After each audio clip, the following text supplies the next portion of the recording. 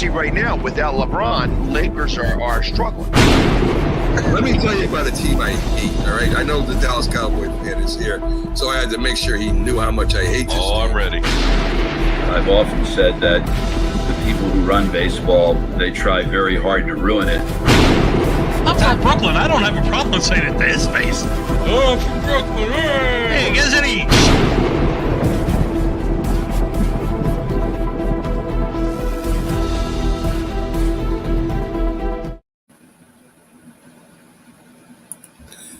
This is a presentation of Northeast Streaming Sports.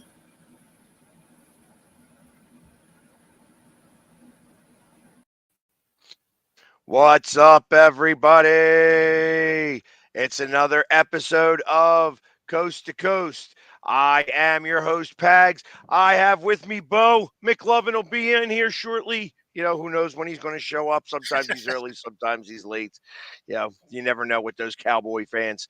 That's right. What's up, Bo? How are you? Doing good, man. How about you? Doing wonderful. So, Bo, I'm going to start off. We talked about this for a half a second offline. It's Super Bowl time. Everybody wants a piece of us, wants a piece of the pie. They all want to be able to talk to us and do that. How many shows are you doing right now? Like today or just like this week? What do you mean? This week, all the different shows. I mean, obviously this is one, but yeah. So I'll probably be on, obviously counting this show as just one all week, right? I'll probably be on, I think it's 15 shows this week. 15 shows.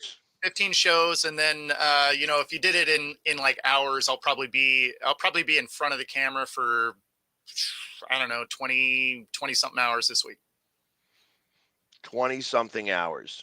That's a lot of time in front of a camera. And you're not that pretty. I agree. On the plus side, I'm looking at the camera, not at me. Otherwise, I don't know if I could do this job. Yeah, exactly correct. I understand. Me, I don't have as many shows like that. All told, I'll probably be on somewhere around 8 to 10 shows completely. But that's okay with me. I'm all right with only being on 8 shows. You know what I mean? I don't need to have a whole bunch of shows. And Wen says that you're right there. So Wen, you're all right. I don't like this Pags guy anymore anyway. It's sometimes I have big hair, sometimes the small hair, it is what it is. But obviously, as the clock is ticking, it's getting closer and closer to Super Bowl Sunday. And there's a lot of things going on, but today also is the NBA trade deadline. So I'm going to start with that because as of right this second, the Sixers have made a trade. And there's been a couple of trades that have occurred. So we're going to get you up to the moment stuff that's been going on. Let's go with let's go with all the trades that started yesterday. There was tons of them. So, and I'll end with the Sixers. The Jazz send Fontecchio to Detroit for Kevin Knox, Gabriel Procida, at least his draft rights, and a 2024 second round pick. So there you go. That was the first one that came out. And then the Celtics got Xavier Tillman, and they give up Lamar Stevens and a second round pick in 2027 and a second round pick in 2030. All right. So, I mean, those second round picks, 100 years from now work out great. Right. An ex-Sixer gets traded again. The Pistons receive Shake Milton, who was a Sixer last year, and they traded Monte Morris, Troy Brown Jr., and a second round pick in 2030. So lots going on there. We're going to pass with the Sixers ones because I could talk about that for a moment. But the Raptors got Olenek and Agabaji for Kira Lewis from the Jazz. and a first-round pick in 2024, and that's the least favorable first-round pick of the 4 first-round picks, except their own. So Oklahoma City, the Clippers, Houston, and Utah. Wow, the Raptors have 5 first-round picks. So Wow. the least one is going to the Jazz. Uh, Gordon Hayward winds up in OKC, and the Hornets receive Trey Mann and Davis Bertans. And the Knicks get Bojan Bogdanovic and Alec Burks, and they traded half of their team, it seems like. Quentin Grimes, Evan Fournier, Malachi Flynn, Ryan Arcadano, and that guy I know is because he was a Villanova Wildcat, and actually was the guy who hit the winning shot to win. Actually, he didn't hit it, but it was played out for him. And 2 second-round picks. They don't say the dates. And then, of course, the Sixers get Buddy Hield, and they traded Marcus Morris and Furkan Korkmaz and a second-round pick in 24 and 2 second-round picks in 2029 and $1.5 million cash.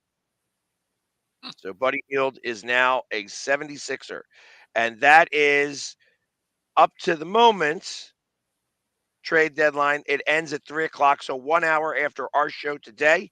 The trade deadline will be over.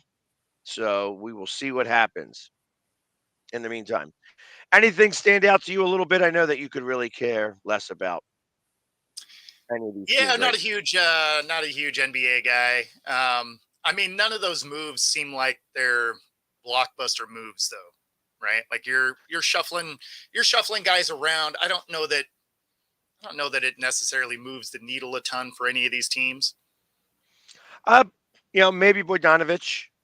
Maybe, yeah, Maybe with the Knicks. I know that they're injury ridden right now. yeah, As you heard, I left the moment that they started talking about New York teams on yeah. yesterday's show because I just was not really interested in hearing how he loves the Knicks and blah blah blah. The Knicks are the Well, you had Knicks. to get to your show anyway, right?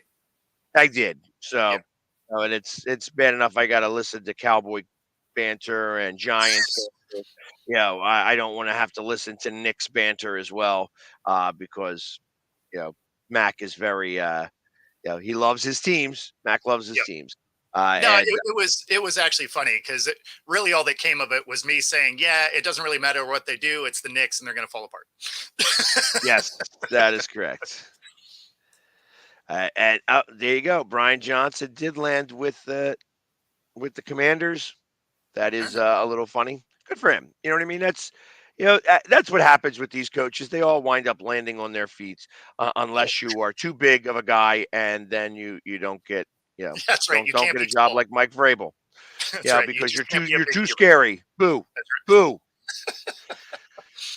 So Uh, ridiculous. So ridiculous how that all works out. But again, it's like I said, I'm sure there will be more trades at the NBA trade deadline today. It's just like I don't know. for sure. You're right. None of these really do make the needle move for me a little bit. I feel like that the fact that the Knicks traded off like 4 guys for those 2 guys, they're still the Knicks.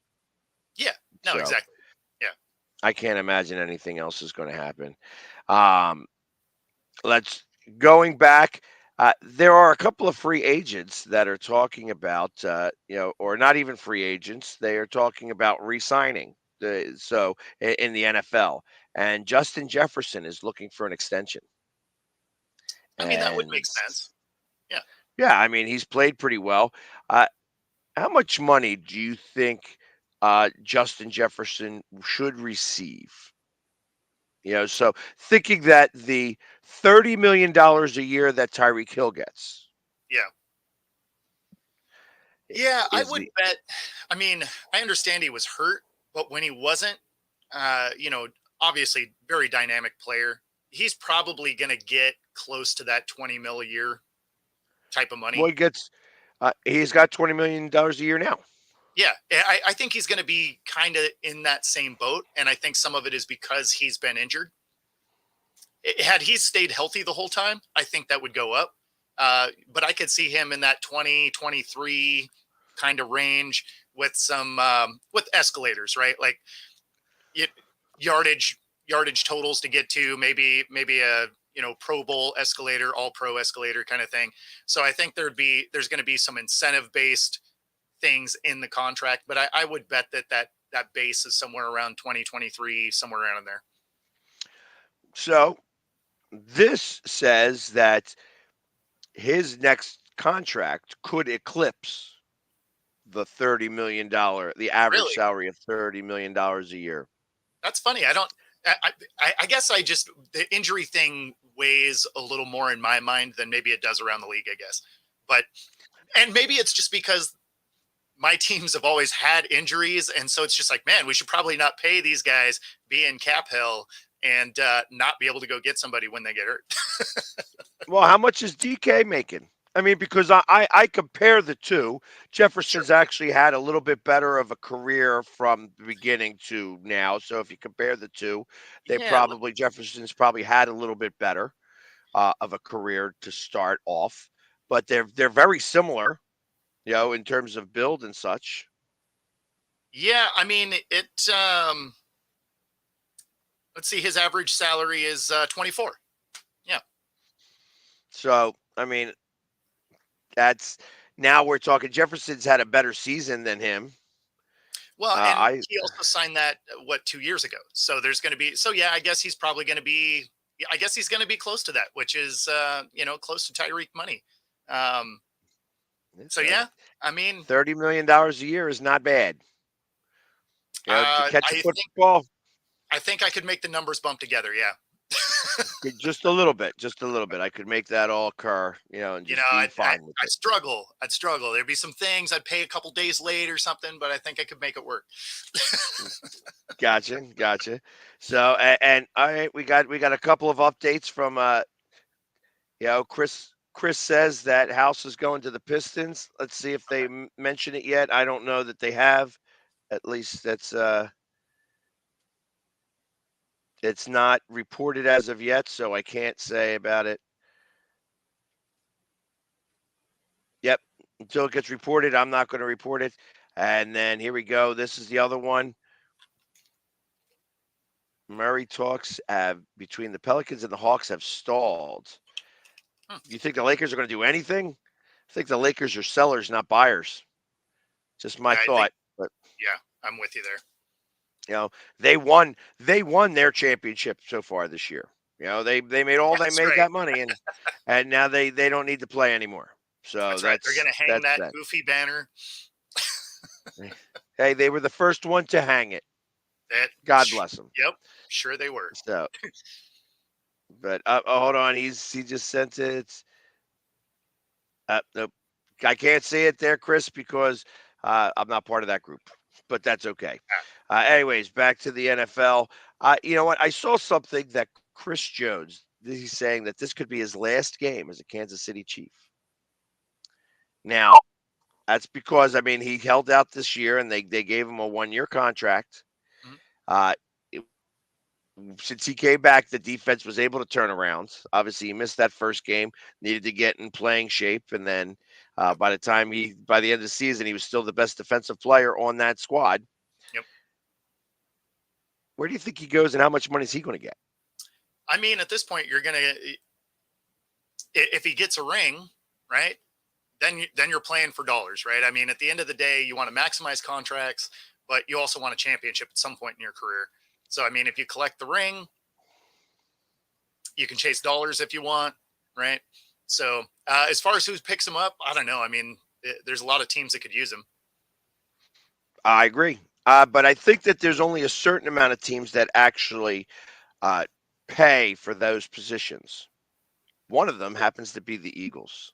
True. So I would not be surprised if the Eagles make a play for him. After when the new season begins, and pay him that type of money. Now, I don't know if they're going to be paying him $30 million a year. Right now, he's making $25 million a year. Fletcher Cox not withstanding. Obviously, he came down at a hometown discount. I believe he will do that again this year. Yeah. I know that Brandon Graham is going to want to re-sign here. He will probably give a hometown discount. You have the two young kids, which I think are absolutely would learn a tremendous amount. However, it's a 3-4 defense now that we're dealing with. Yeah. So you got, so Davis is going to be switching back and forth with Carter there. Is Carter going to move to the outside? Is he going to be a defensive end? And I know that they like to use the wide nine here. That Fangio is a big fan of the wide nine, and with the wide nine, you have all those different things going on. So, especially with uh, Brandon Graham wanting to come back, and Reddick's still a great player when he's not going out in coverage. That they may be tight in that spot right there, but they may also want, when you have the ability to go get a guy like that, you want to go get him. Well, and you guys have the cap for it. I mean, you could afford it. Well, we've got what's it? We're 25 million over the cap or under the cap. Yeah. So, and you're going to have some guys that are going to filter out. So, I mean, I would imagine that number will grow a little bit during this offseason. So, I mean, and we have a master capologist working with us. So, for sure. Yeah. Well, especially if you like backload a contract and stuff. I mean, like you could make it work. Okay, here we go. And it says that House and a 2024 second round pick to the Pistons. And they're thinking about maybe this is just to make some space. That said, so House is going to the Pistons just to clear up some space so that they could maybe pick up Kyle Lowry when they do the buyout process. At least that's what this report says. We'll see. I know that the Sixers want to try to make something happen here. They're going to do everything they can to get past the second round this year. So we'll see how that all plays out. But as of right now, that's what's going on in the NBA as far as the trade deadline. Seattle still hasn't picked up a team yet, so they're not trading for anybody just yet. We are not trading. Yeah, no, we're trying to the trade Sonics. Do you think that it would come back that it would be called the Sonics again? I do believe it would be. Yeah. That you guys kept the name and said Seattle Supersonics is what we are, and so we get to keep the name. We don't get to keep the records. So that was the thing that was hilarious about it. So if you go back through the record books, the championship that they did win in the 70s says Oklahoma City Thunder on it. So they rewrote the history book for some reason. Yeah. Hey, well, that's what happens. We have, that was part of the Mandela effect. Seattle never had a team. It was always in Oklahoma City. Exactly. Yeah. So Kemp, I don't understand how Kemp even played over there. You know what I mean?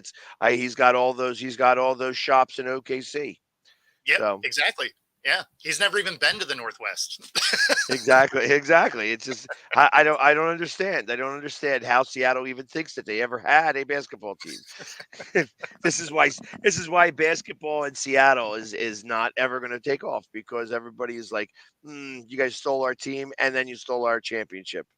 So do they still hang that banner in the rafters there?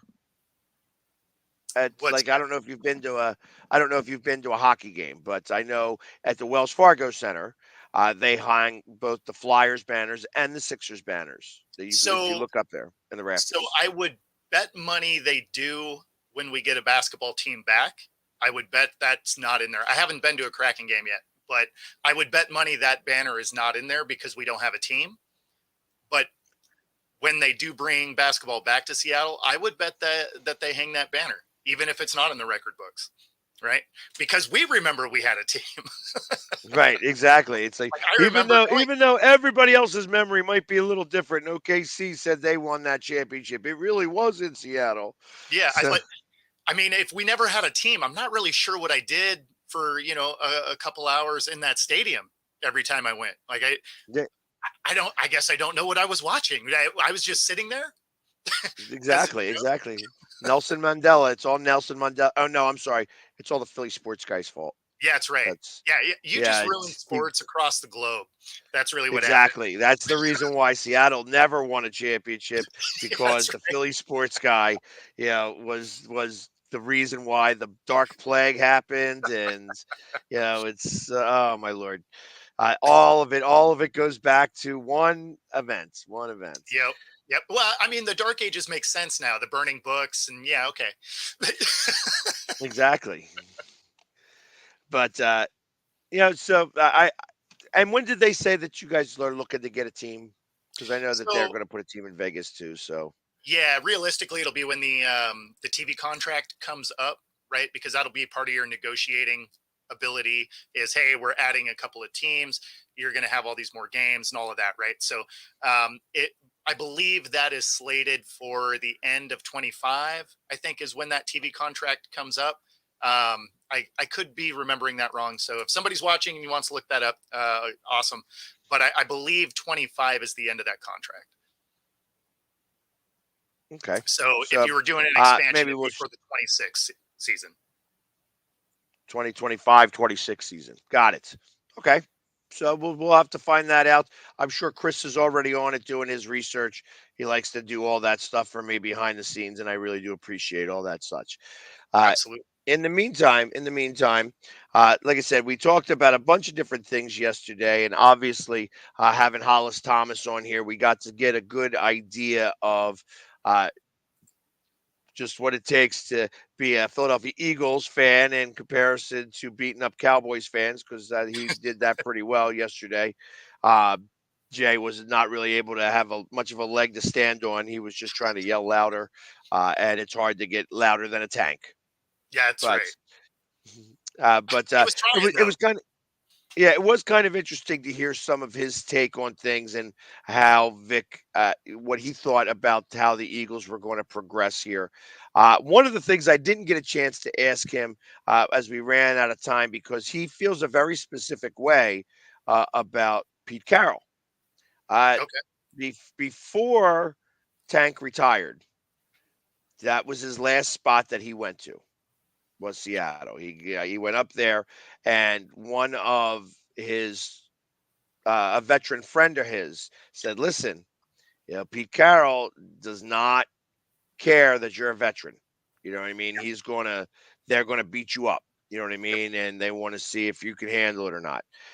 And he went up there and he said he did that workout. He goes, "Okay, we're just starting now. Let's go. Let's go out in the field." He's like, "What?" Yeah, I'm like, you're going to beat me up. I'm just coming in here. You know what? Send me back home, first class, and I'm going to eat these sandwiches over here. And that's kind of how it ended, and that's how he ended his career. Instead of getting beat up by Pete Carroll. So he's got a very specific thought process about the way Pete Carroll does things, Yep. and ultimately at that point of his career, he wasn't really interested in you know, trying to prove himself to anybody. He's already, you knew what you were getting with him. Yeah. So, uh, I mean, obviously, that's just how the Seahawks operate, though. I mean that was the Pete Carroll always compete kind of thing. Is like I don't care how long you've been here, you earn your job every week. so do you think that that's going to carry over? I don't know. I mean, I would imagine not in a way, right? I mean, I would imagine McDonald has his own process that he wants to do. I know that Schneider and Jody Allen were like, we want to keep this same culture, right? This upbeat, energized culture. But I don't know if that type of thing necessarily, stays at least in the capacity that it currently is. He may adopt some of it just because it is a good way to get, the most out of your players, right? So some of that he may adopt, but I mean, he's going to bring his own spin to, being the head coach. No, and I understand that. I think about, when you say the culture and you want the upbeat team, I immediately think of some of the colleges. Okay. and how you have some of those colleges that have all the guys, the entire game are jumping up and down. Yep. You know what I'm talking about, right? Yeah. Yeah. And I think about that in a couple of different ways. One, if you're jumping up and down all game long, you're tiring yourself out by the time you get really out there. Okay.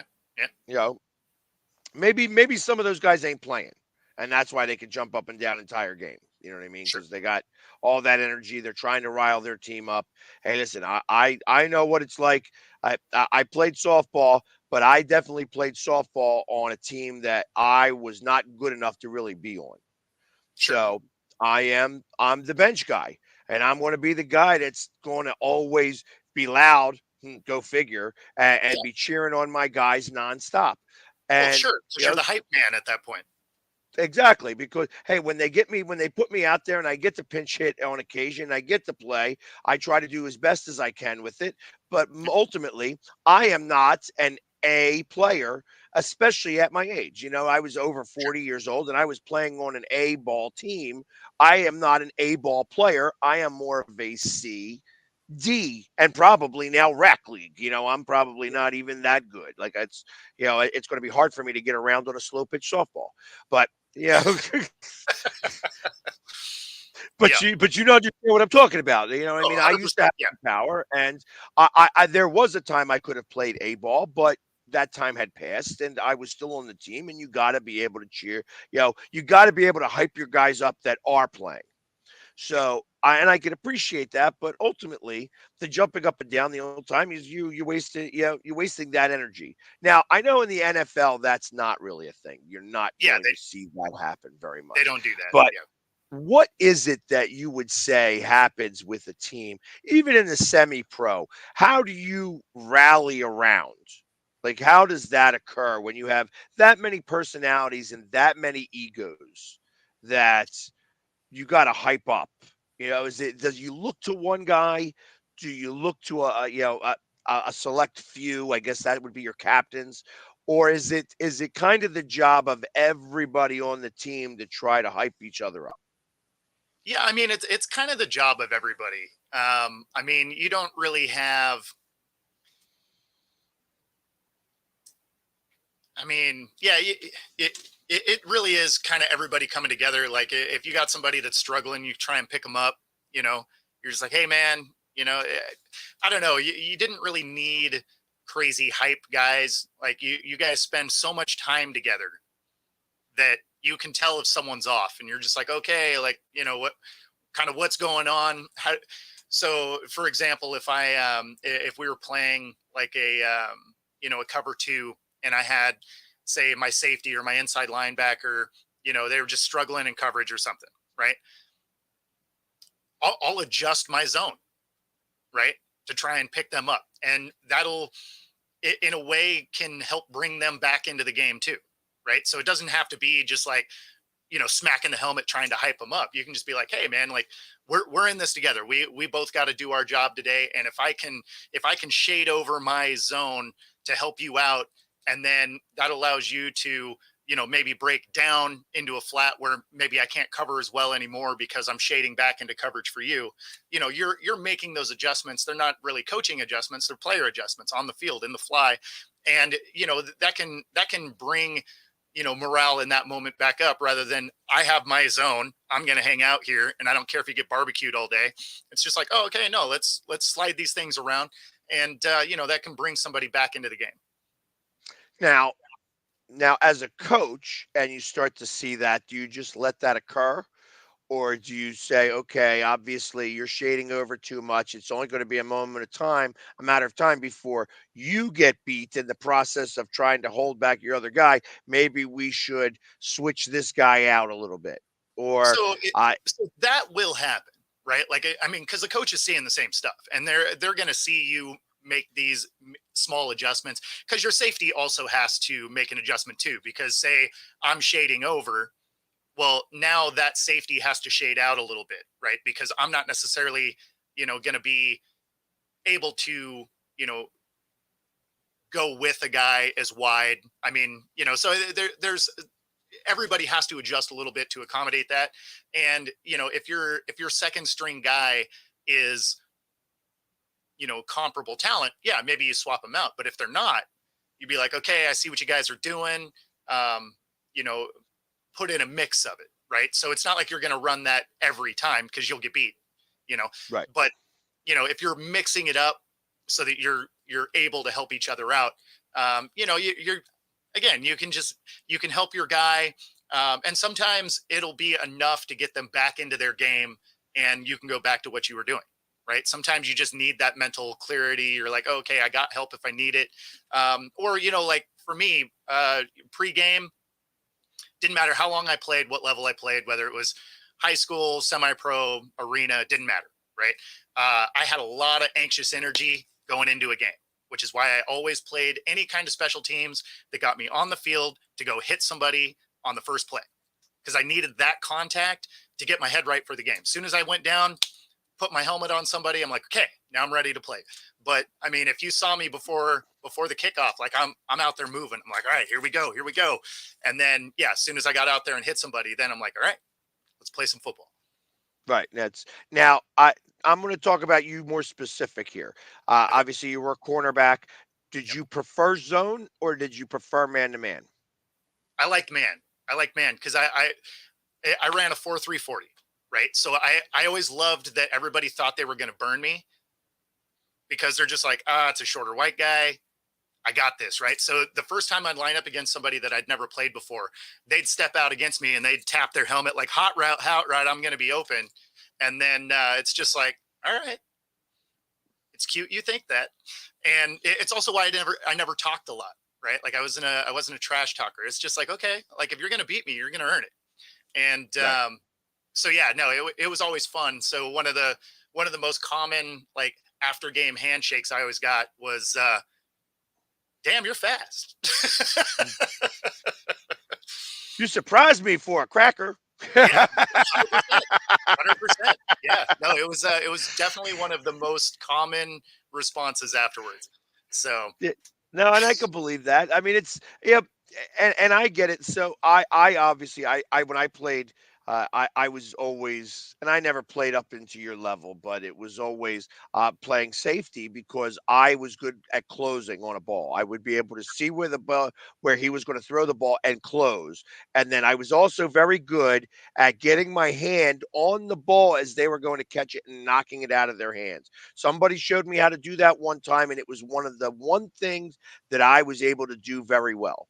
But I could catch the ball when I needed to. You know what I mean? So if I had a good route on it, I would be able to intercept the ball and things like that. But obviously, I'm not doing it at your level. I wasn't even semi-pro. I was definitely rec league and things of that nature. But it makes a big difference when you're able to do those types of things. You would burn right past me because there's no chance I was going to be able to run step for step with anybody like yeah, that. So that's why I had to be a safety. 20 yards back. You know what I Absolutely. mean? So, because a Yeah, lot of the times, I mean, safety is all about angles, right? I mean, it's about reading the play and the angle to get there. right, As a corner, you got to be there, step for step. I actually kind of struggled at safety, because sometimes I'd play free safety, and I struggled there because I was so used to being a corner that it was really hard not to break on a play.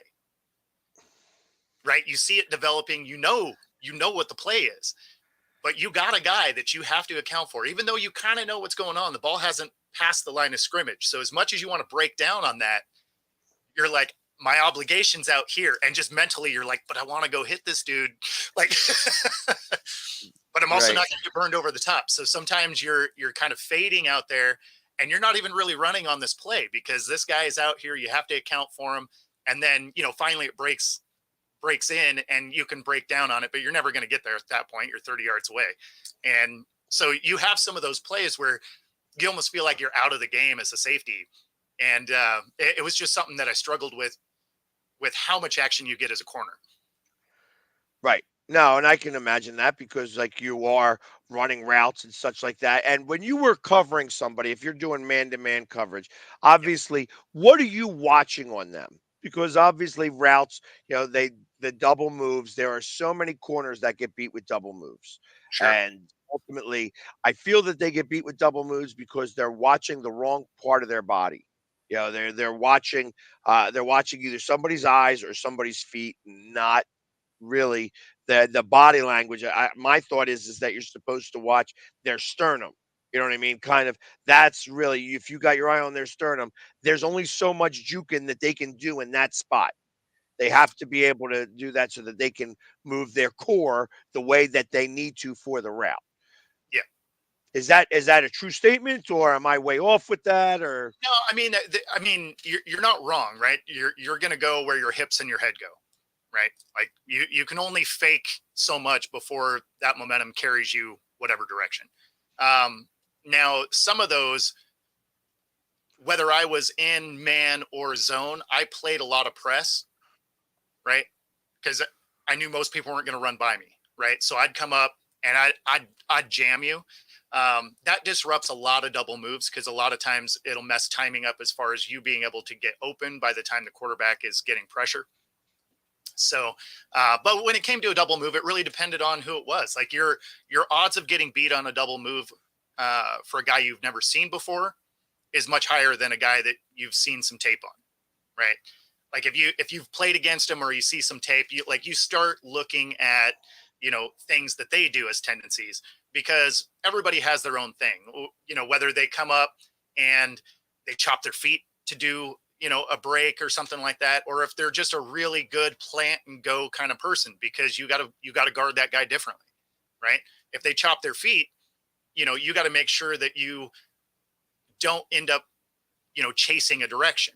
When they're a really good plant and go person, you got to be ready to turn when they do because they're not necessarily going to get a crisp double move in 2 steps, right? They usually carry enough momentum with them that they'll be a few steps out before they can make that break. So it really just depends. Some of it's your own footwork technique on whether or not you get burned, and how aggressive you are on that first break. So a lot of the double move guys, they'll have seen an out, half a dozen times by the same receiver, and then they do that double move, but they were biting on that out route, and then that guy is home free unless the safety is really paying attention. right, and that's I kind of look at that like that's what stop and go routes.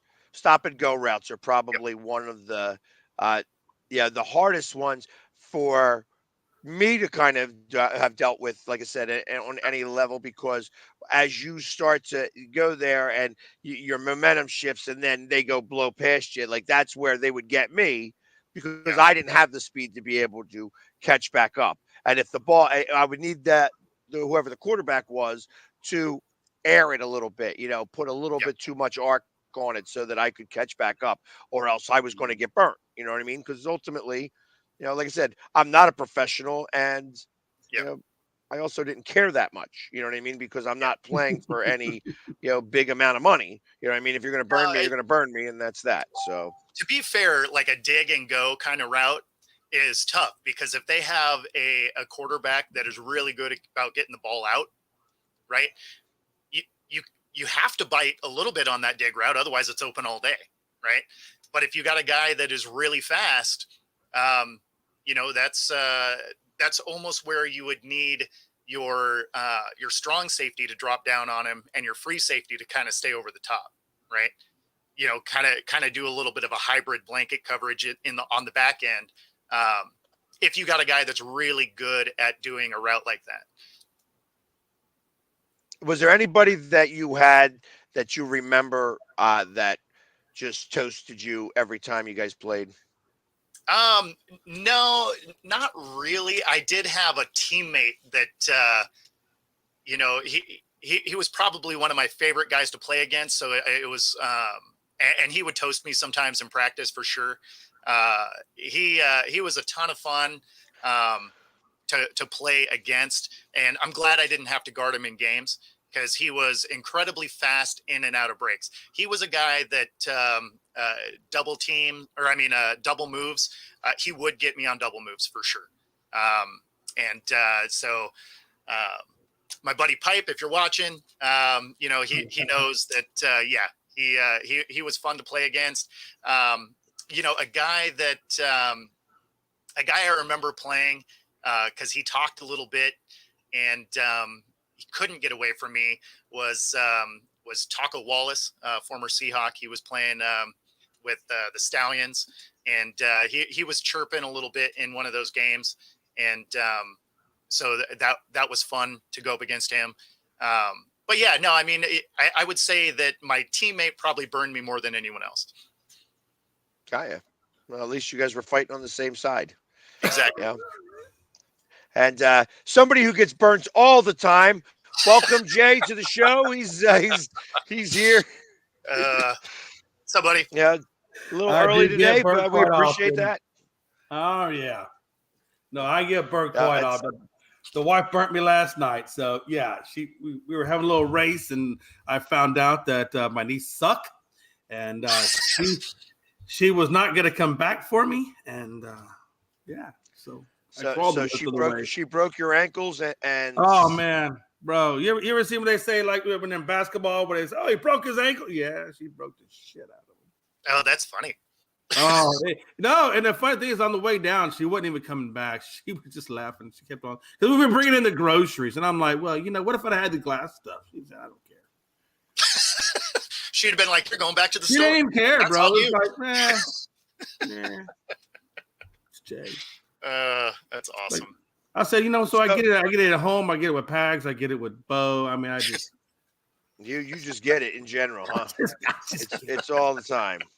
So, man, we're talking routes. What is that? What we're talking about? That's what we were just talking a little bit about, just like covers and stuff like that. It's those types of things that I'm trying to, I'm diving into the actual processes of playing rather than playing. You know what I mean? That's just a little bit with the cornerback. Like I said, the things I didn't play in a professional level, so I can only talk to people about it and what my assumptions are, because you got to be able to play on that level to understand it, and I just didn't drive that fast. I never drove that fast. Those guys drive at 1,000,000 miles an hour. When you're playing semi-pro, that's 1,000 miles an hour, and I'm playing at I can't drive 55. You know what I mean? Yeah, and that's what I've always thought of it. I always felt like the NFL, those dudes are playing with high performance engines, and probably like you said, I think the 6 cylinders at the semi-pro, and then I've got over here, I've got like a little 2-cylinder moped, So got see, I'm not the 2-cylinder. I'm the rotating 3-cylinder engine. That Mazda engine. You know what I mean? Hey, I'm the guy that's going down the freeway in a moped. The guy behind me is like, "You son of a bitch!" That's right. Why are you in the left lane?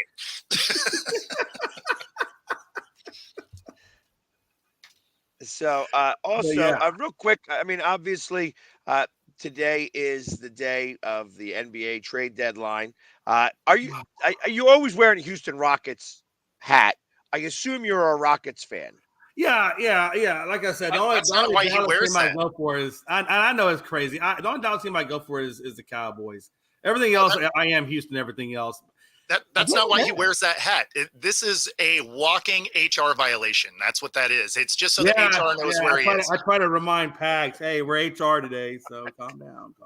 And the red means stop. See, HR and red go together. It means stop.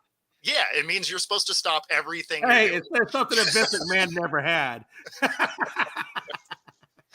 That is absolutely true. It's as we'll talk about that afterwards as we get closer to WrestleMania on whether he's going to be able to come back for that. Obviously, the Rockets made a trade at the beginning of the month on the 1st to get Steven Adams. Do you think they'll do anything else?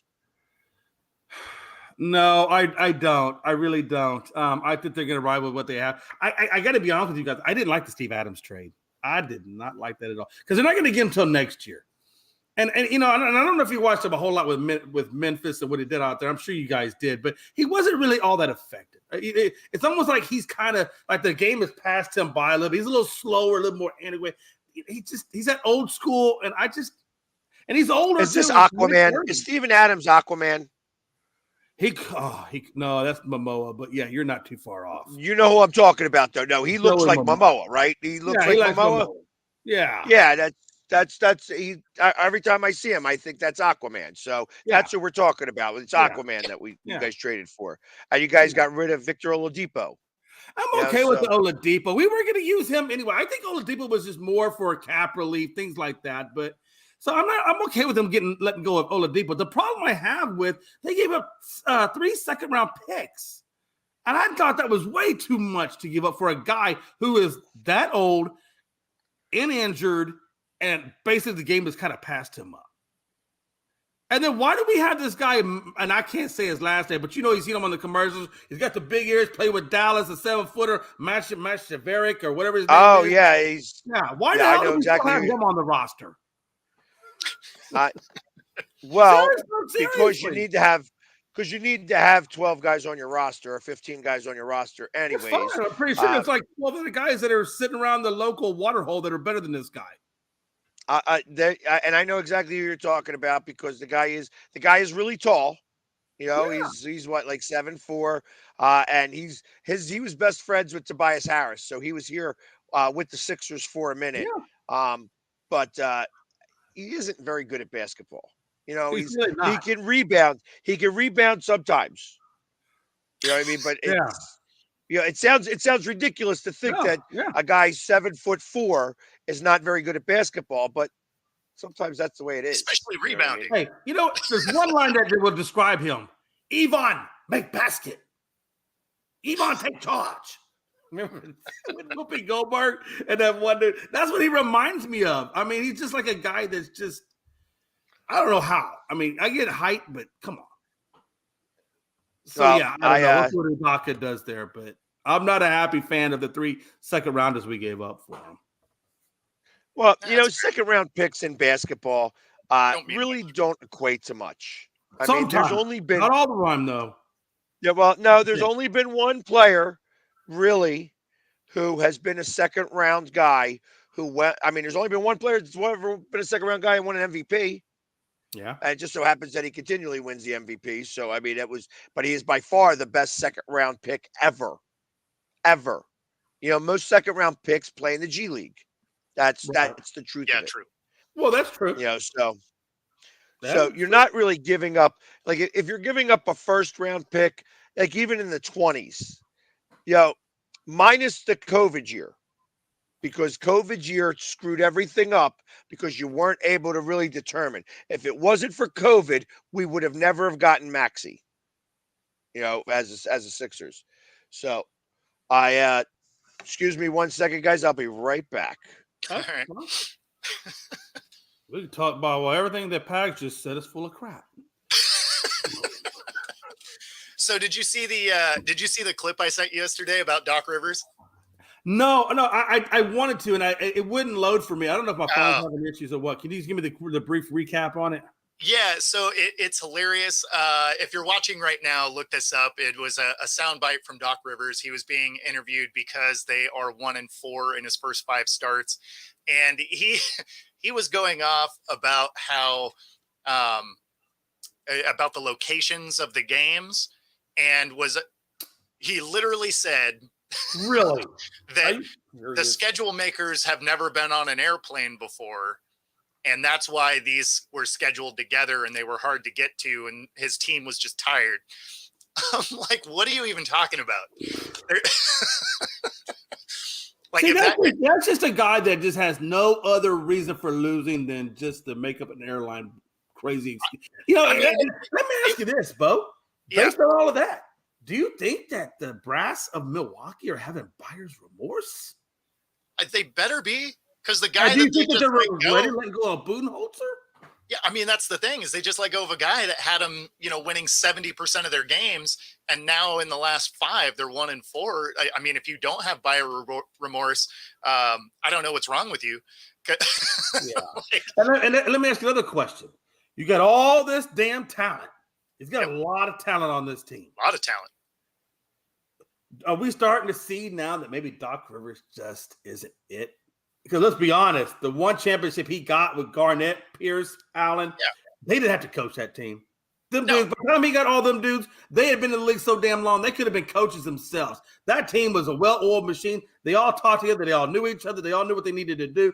He just needed to be out there to call timeouts and maybe give and substitute some players when they needed it. But let's be honest, that team was already self-functioning. Do you think that maybe Doc Rivers just isn't that good?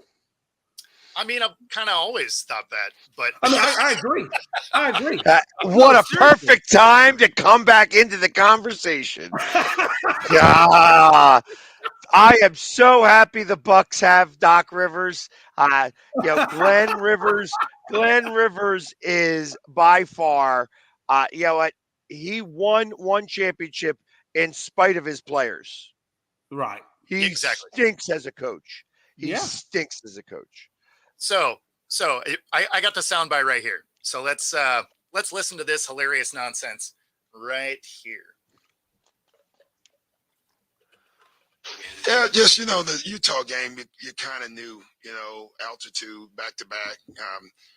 Whoever scheduled a Dallas, Utah have never been on an airplane in their life, or no time zones, so that was just a tough one. We knew that. I guarantee you when they looked at that before the year started, they were like, this was going to be a brutal game for us.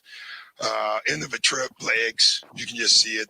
We've got a lot of injuries right now, so guys are playing more extended minutes. I think that's and you know what? They're playing harder on defense.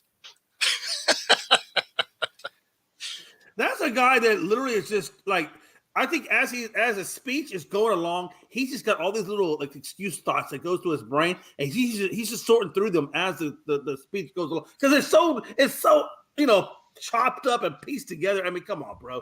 If you're just speaking out your ass, come on, just say you lost. Take the damn loss and let's go on. You're going to come out and be like, oh, yeah, they've never been on an airplane before. Like, what are we even talking about right now? So we didn't call it bloody basketball. We called it combat basketball. And that is very accurate. It was very competitive. And generally, the game ended with, we would play a full-length game. But man, there were some injuries along the way for sure. And was it one-on-one that we're talking about here? It was full court one-on-one. Yeah, that's not the way that you should play. Oh, it was good times. Oh, I got to imagine, because the hip check is not meant for basketball. Well, and we were playing on in a park, right? So this is a concrete floor. Like, this isn't like asphalt. That's what I'm figuring. You're playing on asphalt. What it was. Yep, absolutely. So when you got hip check, wasn't the smooth concrete. It was that brushed concrete, so it has all the rivets in it. So you're absolutely yeah, buddy. Yep. Because there's a difference playing on smooth concrete. Smooth concrete is not that bad. No different than a damn hardwood floor. But brushed concrete. Oh. Yeah, no, this was blacktop. The grainy blacktop tar stuff where they put the tar in there to fill up the cracks and all. I know exactly what you're talking about. I've played on that plenty of times. My basketball prowess comes to I can cover anybody.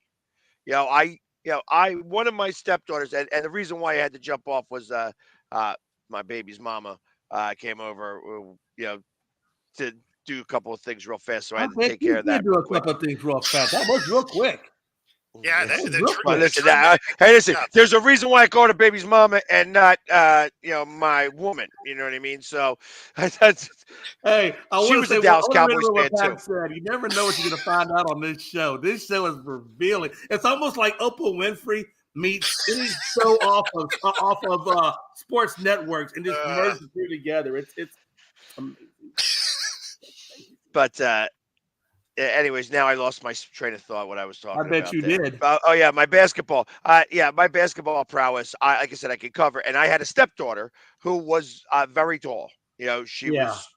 And they wanted her to play basketball, and she just didn't want to play. I'm like, listen, you are tall. Here's two. And you're a female, so all you have to do is just stick your hands up in the air, get in front of somebody, stick your hands up, and you are going to be great at playing. You don't need to do anything else. Get the ball, give it to somebody else, and put your hands up in the air, and you would play great. So she played volleyball instead.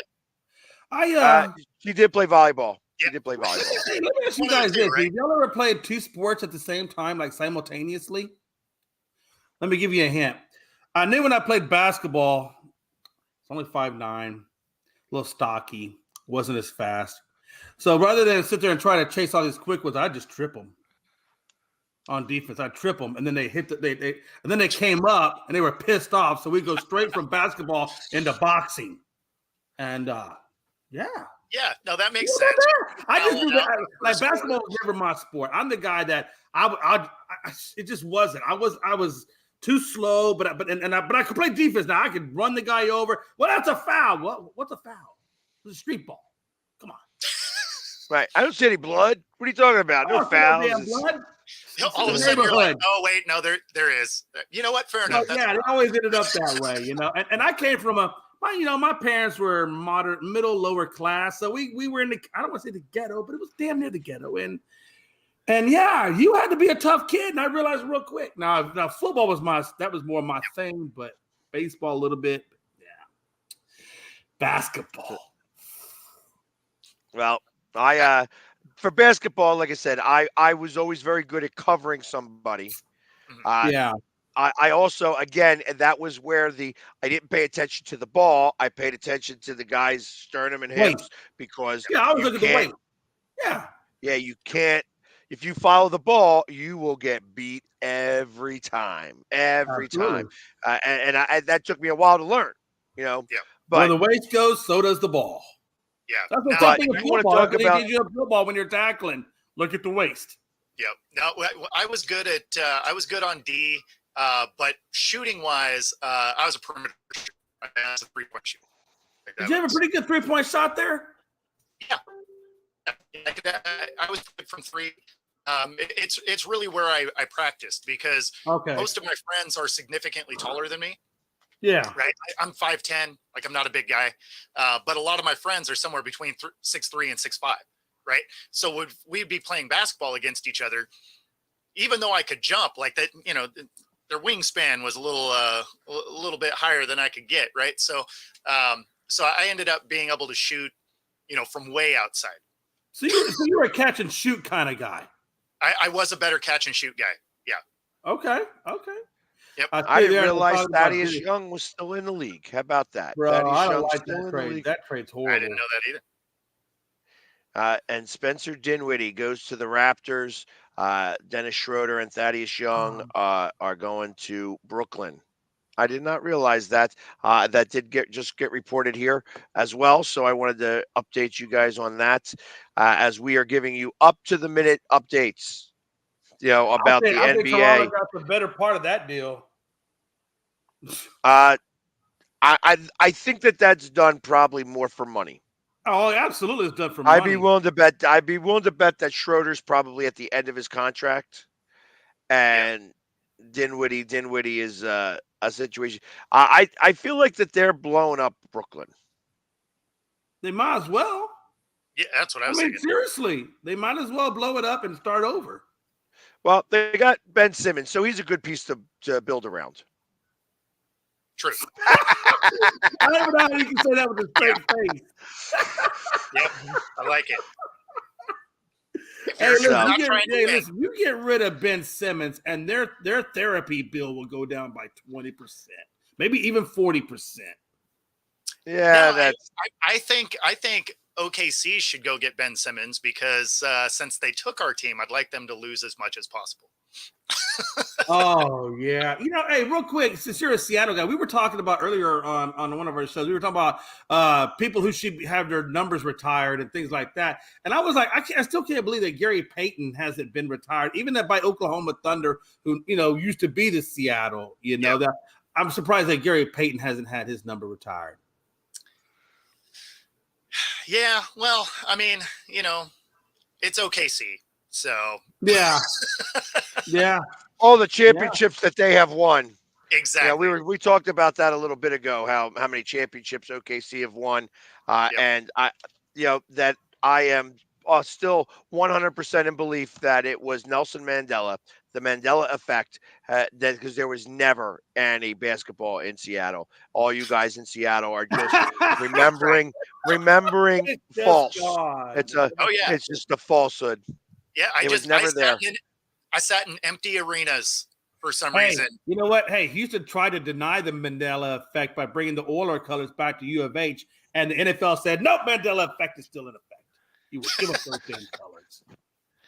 They never exist. Yeah, I know. I said this the moment Robert started talking because I know that Robert hates the NBA right now because Oh yeah. I don't know Robert at all, but I know that he is not a fan.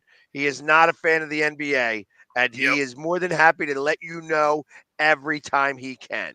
So Absolutely. it is Yeah. definitely a part of that. So anyways, as we are at the top of the hour here, so we are going to do our station identification break, and when we come back, I've got the prop sheet that we are going to be all all going on, and we're going to see who wins between the three of us All on right.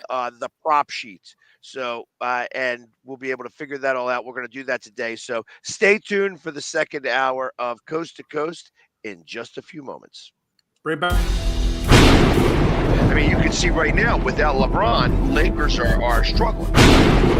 Let me tell you about a team I hate, all right? I know the Dallas Cowboy fan is here, so I had to make sure he knew how much I hate this. Oh, I'm ready.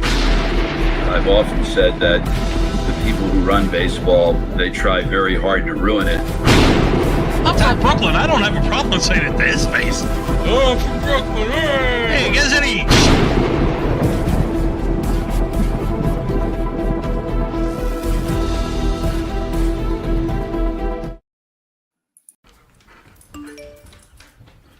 Trisha's having a sleepover tonight. Can I go? I wonder about Lucy's friends. What should I say? I know you're only 10, but one of these days a friend will offer you a drink. And alcohol at your age can lead to so many things. None of them good. So can I go to the sleepover? Lucy, I want you to promise me I something. finished my homework. Bigger promise.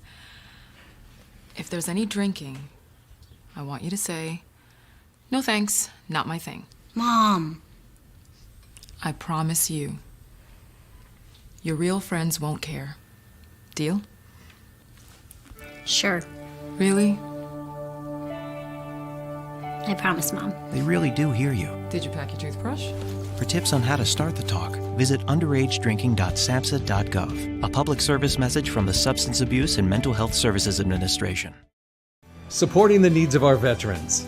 That's the goal of all of us at Team AmVets. Like Mitch, Carlos, and Kevin from our Welcome Home team that brings furniture to our vets. We are Team AmVets. Or Linda from our thrift stores who brings you great bargains every day. I am Team AmVets. And John, who picks up your thrift store donations that support California veterans programs. I am Team AmVets.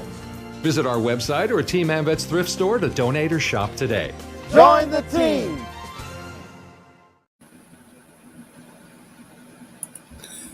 This is a presentation of Northeast Streaming Sports.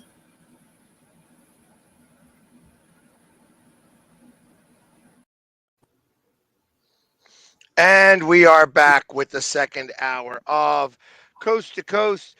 And as I said before we went to the break, I've got the prop sheet that we are going to be betting on between the three of us. The three of us, I feel like out of all of us, I'm probably the best one suited for this, but we are going to find out here. Yes, the Sixers still do have some time, and we're going to keep up. We're going to keep up with this. Hield, I think, was a good pickup for us as well. Yeah, I agree that he's been on our list for a couple of years, but better late than never, especially right now when we ain't got nobody that we're that can really play basketball right now because we seem to keep losing. I love it, dude. You guys are like right. Dallas of the NBA, man. I freaking love it. Beautiful thing. All right. So here we go. We have the prop sheet. Make sure you guys can play along at home as well, but I'm not going to keep track of your stuff so you guys could all lie and say that you guys got them all right. We're going to know better. Anyways, and this is how this will work. The rules. We're going to answer every question. Every correct answer is worth 1 point. Whoever has the most points wins. Very simple. If we are tied at the end, we will have a tiebreaker question that deals with the points, the total points of the Super Bowl that'll determine the ultimate winner. This is between the three of us, who is going to be the ultimate Super Bowl 58 champion. Between the three of us. Here we go. We're going to start with the pregame questions. Question number 1. Will the length of the national anthem be over or under 99 and a half seconds? God, it's a minute and 99, so that's a minute and 39 seconds. And a half. Don't forget the half. Don't get the hook. Right. Who's singing it again? Reba McEntire. I'm going under. I'm going over. Under. Over. I'm going with the under. I've only been saying it tons. McLovin with the over. Question number 2. Who will be the first coach to be shown during the national anthem? Reed. I'm playing Taylor Swift on that. I'll go.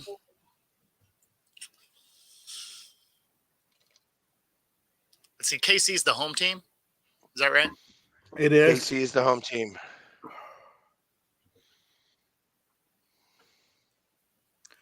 Go with your heart, bro. Go with your heart. Go with your heart. I'm going to go with Kyle. I'm going to go with Kyle. Of course you are. And I'm going to go with Reed as well. Okay. Shanahan. So, question number 3. The primary color of Reba McEntire's boots during the national anthem, they're going to be black or any other color? Damn, that's hard. I'm going to say any other color. I'm going to play the spread there and go any other color. I feel like Reba is a little bit more colorful than that. Sure. I'll go the other way. I'll go black. Of course you will. Why not? I'm starting to get a pattern here, Bo. Just whatever you're not picking? What? Yeah, I'm going to go with the any other color too. I actually think they're going to be red. Okay. She's a redhead, so that's where I'm going. I think Reba's going to want out. I think she's going to be a little bit flashy. It's her moment in the sun, and black would just be too mundane. I don't think she's going to do that. So I think if she's got the question should be: are her boots going to go over her knee or not? Oh, that's a better question. That's a tougher question. For Reba, I'd go no. I go yes. I think that they would go yes just too, above right? the knee. Just above the knee. Yeah. I got you. Totally get that. Just my thought, but that's not a question. We don't get this question, so that's not part of our that should thing. be a tiebreaker. What will be the result of the coin toss? I'm going heads. Sure, tails. Like I didn't see that coming. Maybe I was going to say tails, just so you would say. See, it's all good. See, and I got tails too. I'm going tails. Never fails there as well. Now we're going to firsts. Will the opening kickoff be a touchback? Yes, I do believe that. Yeah, I do too. Yes. That's the first one that all three of us are in agreement. Yes, is what I say. Will the first offensive play of the game be a run or a pass? Woo-wee.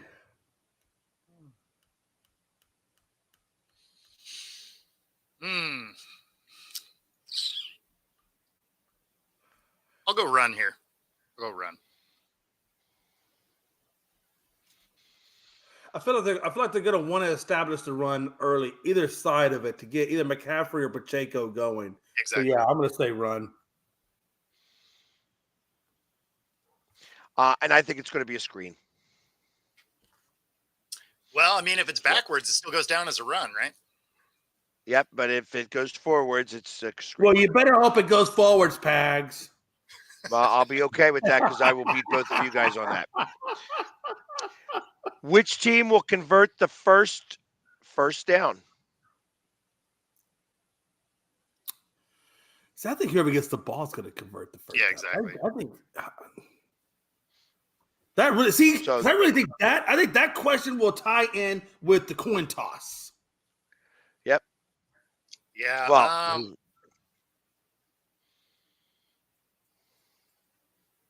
You said I'll they're go the home KC. team, I'll go KC. and so I think the home team is the one that gets to call the coin toss. Correct? the away team. The one that The gets to away say. The away team. The away team gets to call heads or tails. Yeah. So if the away team And is San typically, Francisco- but that doesn't matter because whoever wins the toss typically doesn't get the ball first. Yeah, they usually No, defer. that's what, but you have to know who that is because they're going to defer. So that's the way it goes back. So if San Francisco calls it and it lands on heads, either way, San Francisco is going to defer to Kansas City. So that way they get the ball second half. So I think Kansas City. So I'm going to go Kansas City.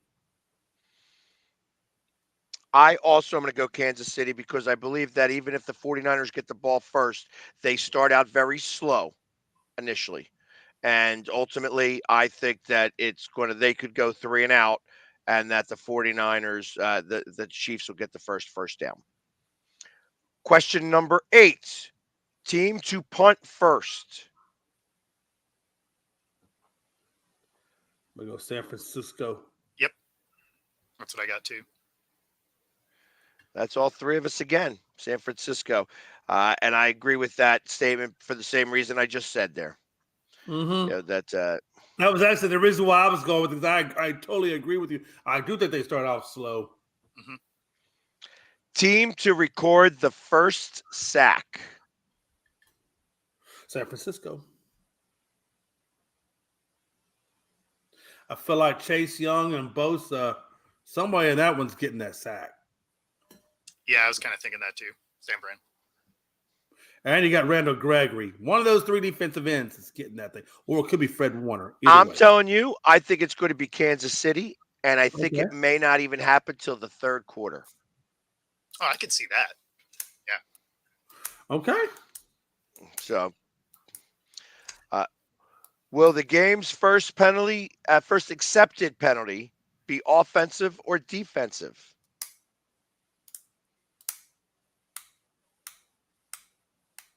This will be a false start. I'm going offense. Well, shit, though, man. I mean, there's always going to be a pass interference, though. Nah, it's going to be a holding or a false start. Or lining up in the neutral zone? Well, no, I think they've already sent him out of the country, so. Oh, damn. I'll go offense. Shit, but I don't. I think it's going to be defense. So go defense. I know. But I'm battling in my head right now. I'm trying to play out the scenarios. I am going to go defense. Defense. Yeah, I think it's going to be offensive as well. All right. Will the first touchdown be over or under 9.5 yards? I'm going to go under. So I feel like it's either going to be a run. I'll go over on that. Okay. I'm going under. I think they're going to be, it's going to be a fight to get in the end zone here. I'm going under as well. And I don't think that that's going to happen until at least the second quarter either. Yeah. Yeah, no, I'm with you. Will the first field goal be over or under 35.5 yards? 35.5? 35.5. Does that include extra points or? First field goal. Just, okay. Stay on point. We're not talking extra points here, Bo. Calm down. Hey, it depends on what it is they want to call. That doesn't even make sense. In the world of football, that didn't make sense. Bo, you are no longer allowed that. That was your one. Hey, Bo, that was your one. Look, you know how when you times to play, you lose a timeout? You just lost a timeout. That was your one. Oh, okay. Well, I'll use my other one to mute you. Yeah, like that hasn't happened before. Right. I'm almost damn near immune. I'm gonna go over. I think it's gonna be like a 40 or 50 yarder. Exactly. Again, I think it's going to be under because they're going to get stopped close to the end zone. Okay. So, just my thought. The method of the first offensive touchdown, pass or run.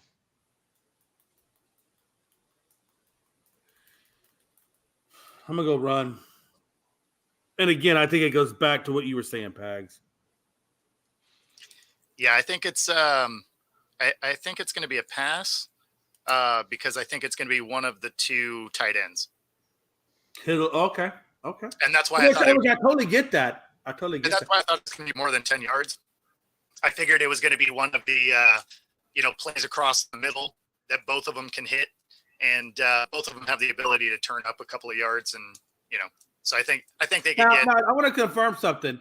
So if Debo gets it on the reverse, that's all considered run, correct? I mean, all that's It doesn't matter who's running the ball. It doesn't matter who's running the ball. If it's going to be a rush, not a pass, not a reception. And that's kind of why I'm going run. I think San Francisco gets it on a run, and I think it's it could be either a Debo or McCaffrey. Yeah, I mean, it's definitely possible.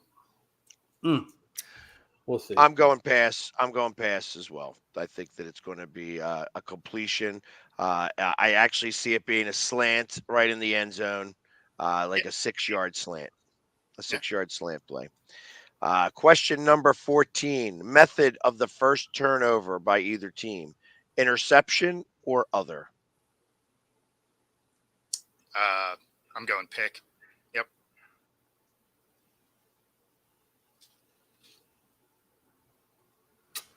I think Brock Purdy is going to throw a pick. I really do. So I'm going to go pick. Is that the question? Fumble, pick, or? Well, it's the other is like, so if somebody was to knock the ball out and they gets a. Well, that would be it has to be a fumble or a pick. I mean, no, they can get a touchback. I think that's what they're calling. And I'm not sure if they mean a turnover on downs.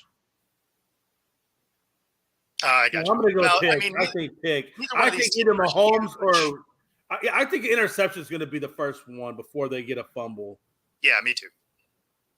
I think it's going to be other. I think somebody's going to fumble. Well, wouldn't that be just fumble then? Wouldn't be other? Yeah, it's either fumble or pick. No, there is no other. It's pick or other. Pick or other. That's it. Oh, okay. Well, whatever then. Right. I don't like that. Because I don't like that. That gives you too much advantage your way. Well, no, that's I mean, the odds of a safety are so low because that's technically a turnover because you get points. It is. But I just don't understand. I mean, what other way could it be other than a pick? Well, turnover on downs. So I mean, that would be. I got you. Okay, so if he went 4 and they didn't get, oh snap.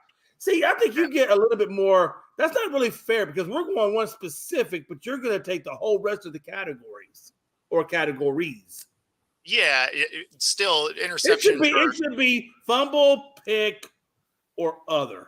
Yeah, I mean the interception. Yeah, listen, we're making this very simple. It's an either or type of situation. We're making it only one of 2 options here. So stop crying, okay? Well, I am going to cry. I'm crying a little bit. I feel like you got an unfair advantage. Will the team that scores first win the game? No.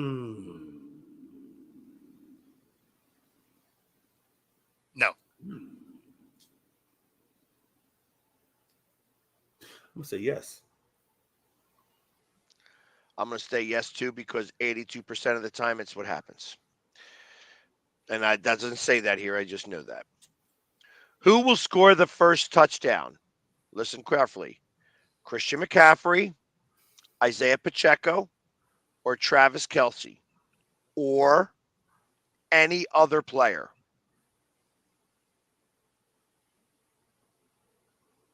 I'll go any other player.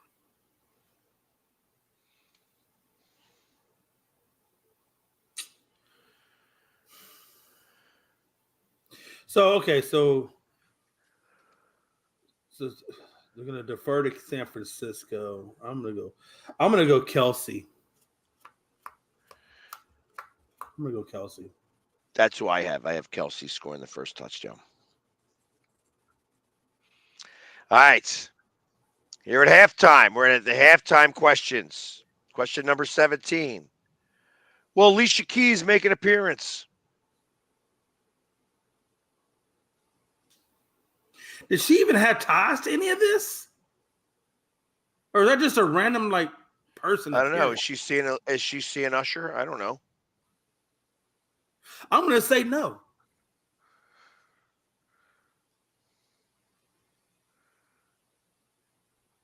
I don't think so. Taylor Swift will. Maybe. No, Taylor Swift will. I promise you, Taylor Swift. See, that should be one. Oh, Pax, can we put a tiebreaker? How many minutes do you think Taylor Swift gets of TV appearance time?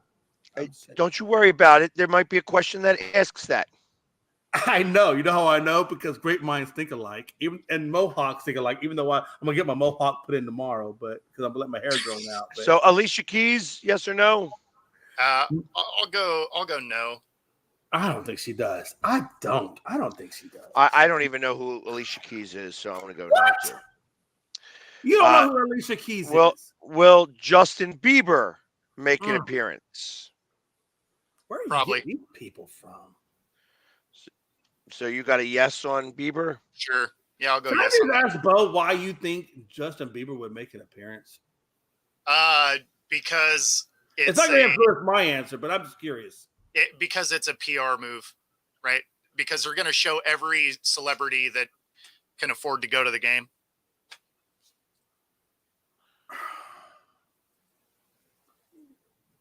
That's a good answer. Like these are all coin flips because I have no idea.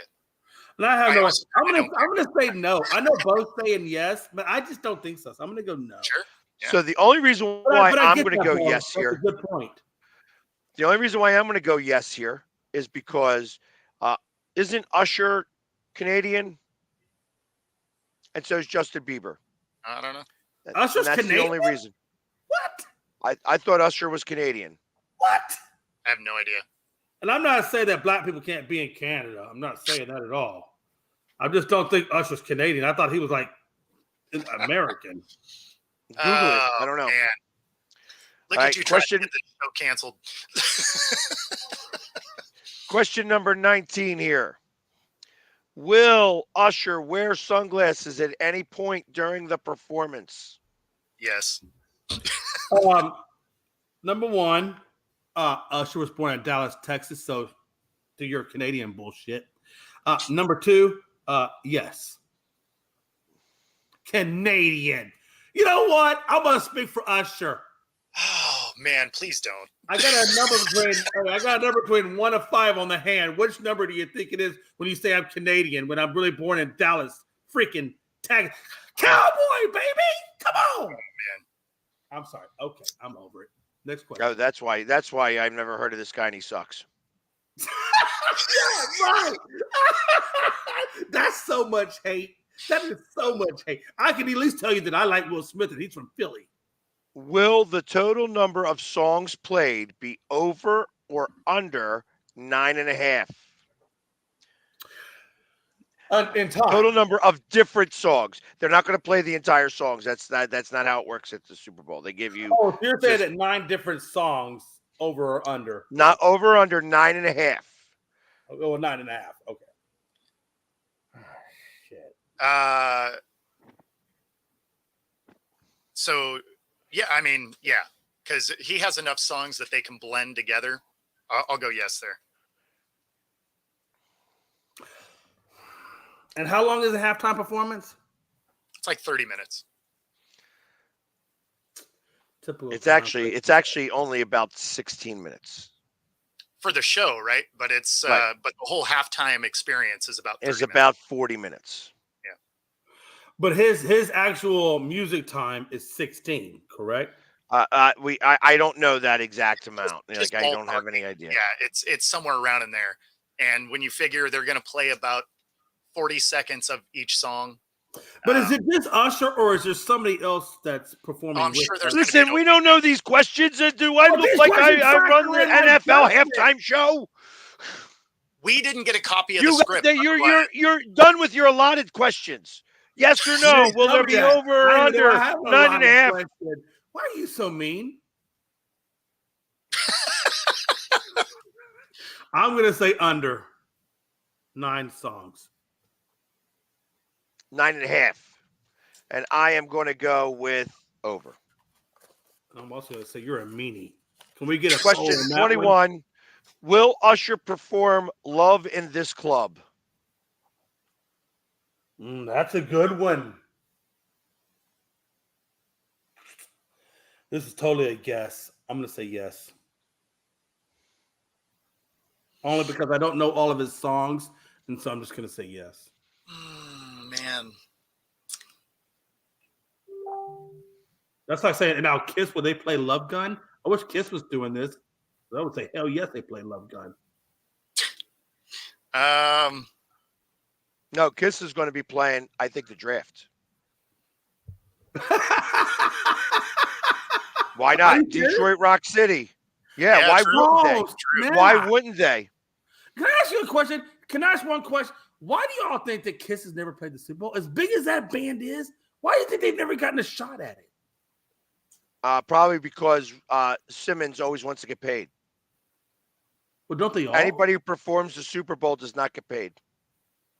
Oh, it's a free and engage or free performance? Yes, it is. Usher Like is not getting paid for this. You get crazy amounts of endorsements and stuff from it, but right. I mean, You you get- think about I it. just didn't realize You're on the largest stage ever. Well, I Really, understand. 'cause- Yeah. So there's more people that watch the halftime show because of all the Swifties. Right. Than I mean, it makes sense that they don't get paid. I'm just saying I didn't realize that they didn't get paid. I thought they did get paid. Love in the Club there, Bo. yeah, I'll go yeah. Interesting. That's Yeah, I got to imagine if that's one of the songs he sings, he's going to sing it. Yeah, so I. He's got a pretty. Hey, listen, you're talking to somebody. You're talking to somebody who did a video. Question 22, please. Can we get to question 22? You're talking to somebody who last year at the Super Bowl, I'm there at the halftime show showing. Excuse me, don't make me have to mute you. I'm doing a video talking about, hey, we're up by 10 points, and we got Cardi B in the background singing. It was Rihanna. Oh, funny. Yeah, so I called her Cardi B. Yeah, that was bad Yeah, on my that- part. And that was the reason why we lost. You need because to I was your R&B and R&B and rhythm and rap. You need to go through all of that and read just. You need to dial back in. You're not dialed in enough. You need to dial back in. So, Moving on. we're getting requests to mute you. We're getting requests to mute you. Mute him. That is fantastic. They're coming out with their pitch. They're coming out with their pitchforks. Question 22. We're part of the in-game props portion now. Will both teams score at least 1 point in every quarter?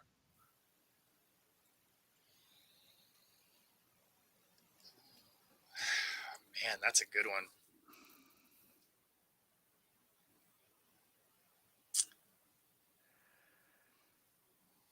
One more time, repeat that question.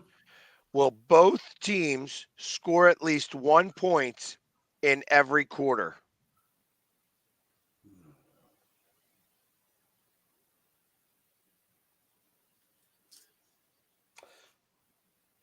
Man, it's the first quarter that I'm worried. I'm going to go no.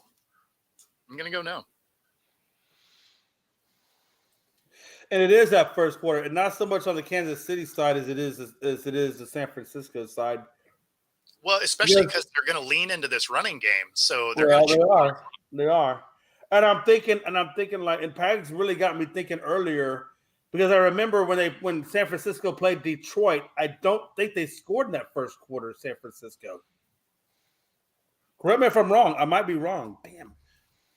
Well, and KC was held scoreless the last half of, against Baltimore. So, I mean, it can happen. So I'm going to go no. I don't think they score in every frame.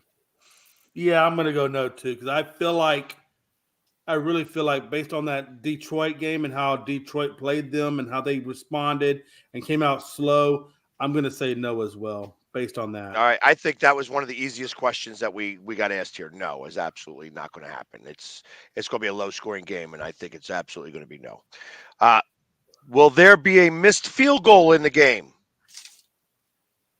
No, I don't think so. I'll go yeah.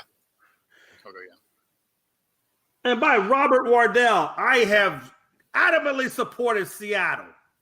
But if you want me to mute you, I say F Seattle.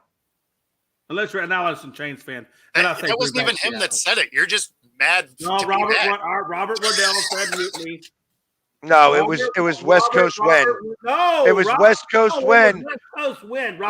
See, this is what happened. This is what happens. The glasses aren't working. Time to upgrade the prescription there. I don't think it's the glasses' fault. I really can't read that well. And all the W's look the same. So no offense. I'm not trying to stereotype W's, but West Coast win. I apologize. Robert Waddell, not being able to read well makes sense. Everybody. So West Coast win. Right. West Coast Question 24. Will any player score 2 touchdowns in the game, not including passing touchdowns? And we're not talking quarterbacks throwing for 2 touchdowns. Wait, you said not including passing? Yeah, you're not including the quarterback that throws for 2 touchdowns. Oh, the quarterback himself. I'm going to say yes because I think Kelsey gets 2. I really think Kelsey's going to have a game. So I'm going to say yes. Yeah, I'll go yes because it could be Kelsey and it could be CMC. I'm going to go with no. Yeah, I think Kelsey does it. Yeah, if it's anybody that scores 2 touchdowns, it's going to be somebody like Rice because they're not covering him or something like that. Yeah, that could be. Yeah. Will any non-quarterback record a passing attempt? I don't know. How many trick plays do you think this? I'm going to say no, man. I don't think they're doing trick plays in this one. I don't. If it did, no. I'm going to say no for me. Yeah, I'm going to go no here also. I was trying to think this because Christopher McCaffrey. I don't know. I remember last year the ring around the Rosie thing. So I'm going to go ahead and say yes, and it's going to be CMC that throws the ball. Exactly, because CMC has done it before, but I don't think it's going to be this game. So I'm still saying no. But I get where you're going with that, Bags, because that was exactly what I was thinking at first. Will Travis Kelce record 7 or more receptions? Yeah. Okay. Let's see. Yes. Yes.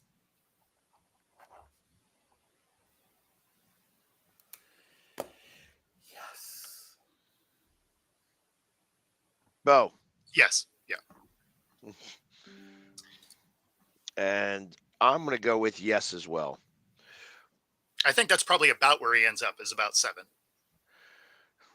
Will any player register 100 or more receiving yards? Yes. I'm going to go no. I'm also going to go yes, and I think Kelce gets over 100 yards. And that's exactly right. But it could be also, honestly, it could be even Rice. Rice that gets over 100. I mean, I think either one of those two guys. It's either going to be Rice or it's going to be Kelce. I see Kelce getting the 2 touchdowns. I see Kelce doing a lot of damage, within the 20, right? I think Rice gets some deep balls. For some reason, I'm looking at Rice to get over 100. Well, we'll see about that. So, question 28. Who will record more passing yards?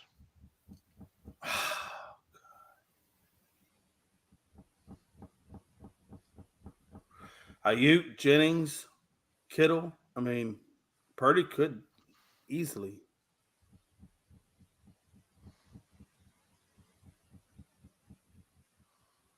That's a hard one. Because I feel like if McCaffrey doesn't get going, it's going to be a Purdy show. I'm going to say I'll Purdy. take a flyer on Purdy. Yeah, I'm gonna take the Purdy as well.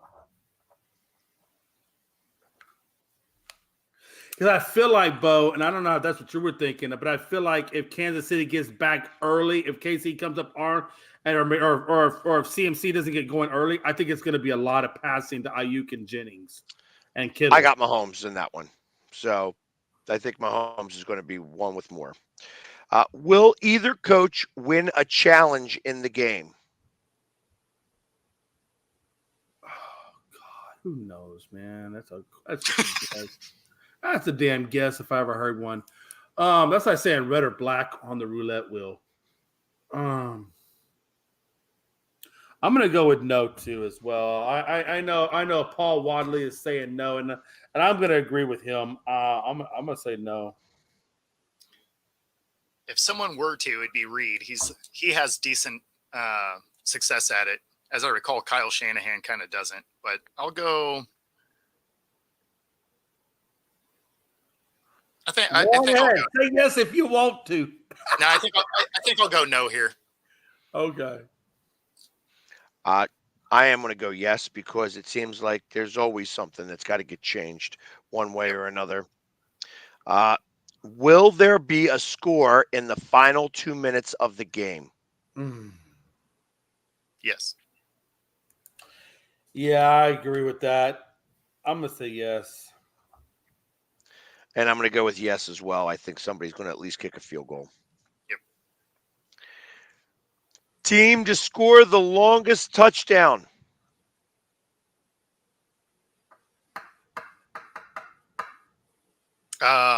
Single throw or drive?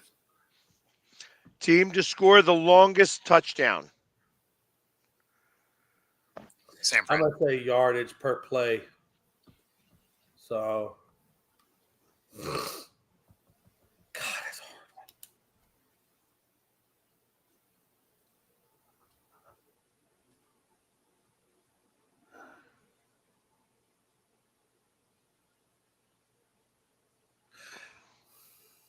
They get Jennings, you got Ayuk, Kelsey, Rice.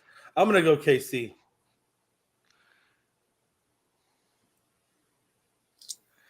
I think San Francisco is going to score the longest touchdown. Mm-hmm. I think they'll be the one that gets lucky here. Question 32. Will Taylor Swift be shown during the broadcast 6 or more times? Yes. Yeah. Taylor. So you're lucky if she ain't every 2 times every quarter. No, she's not going to be shown 6 times. Well, I mean. Oh, no. You got it. During the broadcast, does that include afterwards? Like after the game? And does it include halftime as well? Halftime, they're not going to show her unless she's on stage. Well, I mean, like in the TV, yeah. You don't think some kind of way during the halftime they don't bring her in some kind of way? They will. No, I don't think so. They'll pan the crowd, whether or not she's in that pan, maybe, but they're not going to focus on her for sure. Right. Question 33. Which team will win Super Bowl 58? I got San Fran.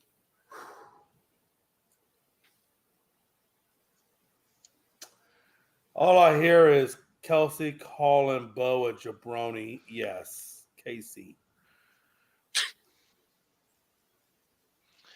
All right.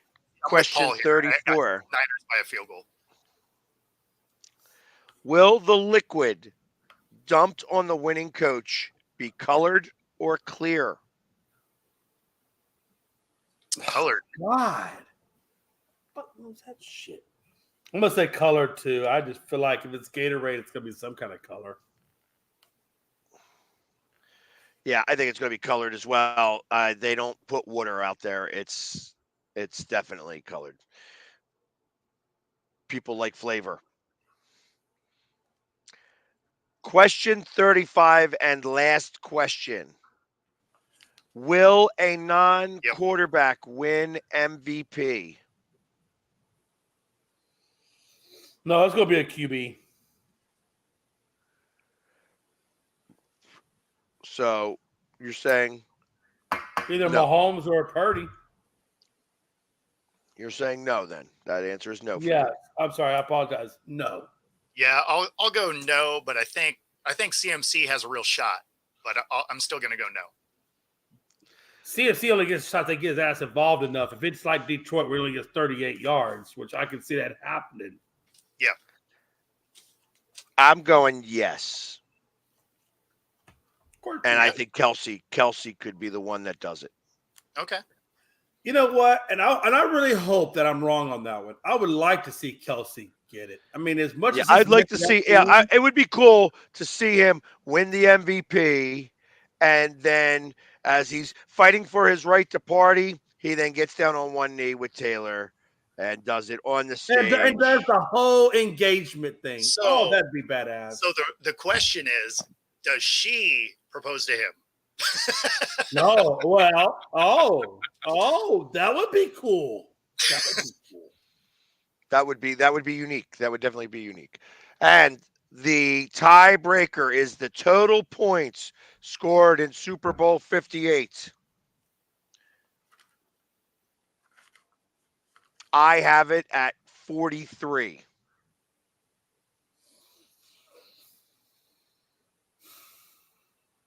All right. Well, that means I have to adjust mine then. Because I was going 43. Yeah, I was going 23-20. So I'll go 24-21. There we go. And I'm going to go 28-21, whatever that number is. So 49. 49. Yeah.